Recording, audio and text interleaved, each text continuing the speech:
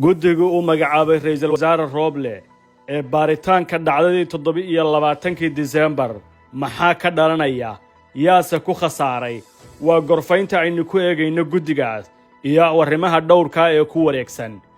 ra'iisul wasaaraha Soomaaliya ayaa sheegay in guddi ka kooban 5 wasiir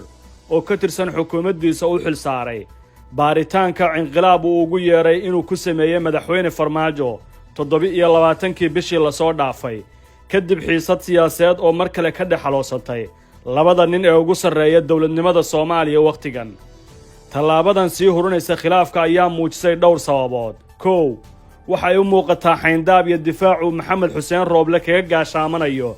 dacwadda iyo kiisaska ka dhanka dhulboobka lagu eedeeyay ee baaritaankiisa la sheegay inay weli gacanta ku hayaan taliska ciidamada xoogga dalka Soomaaliyeed ee la aaminsan yahay in dhulka bilowgiiba khilaafku ka dhashay ay iyagu lahaayeen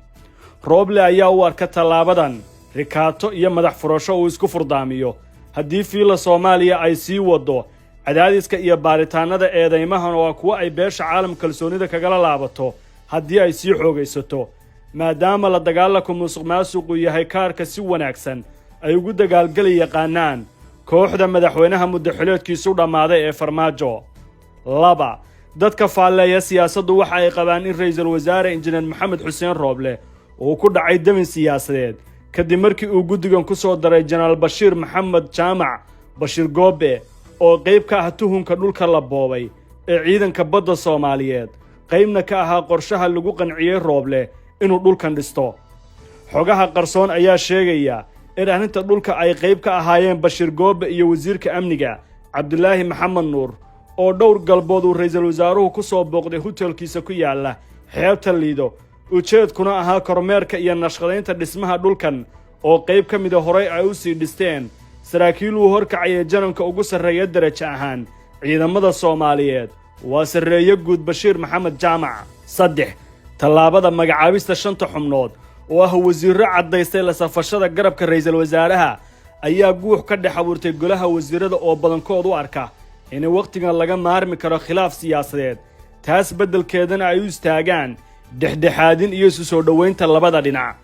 warar aan ka helnay golaha wasiiradu waxay cadeynayaan in wasiirada ka soo jeeda gobolada waqooyi ee Somaliland, Puntland, Hirshabeelle iyo Galmudug ay ka cududaarteen ka mid noqoshada guddigan taasina maalmaha soo socda laga dareemi doono fadhiyada golaha wasiirada afar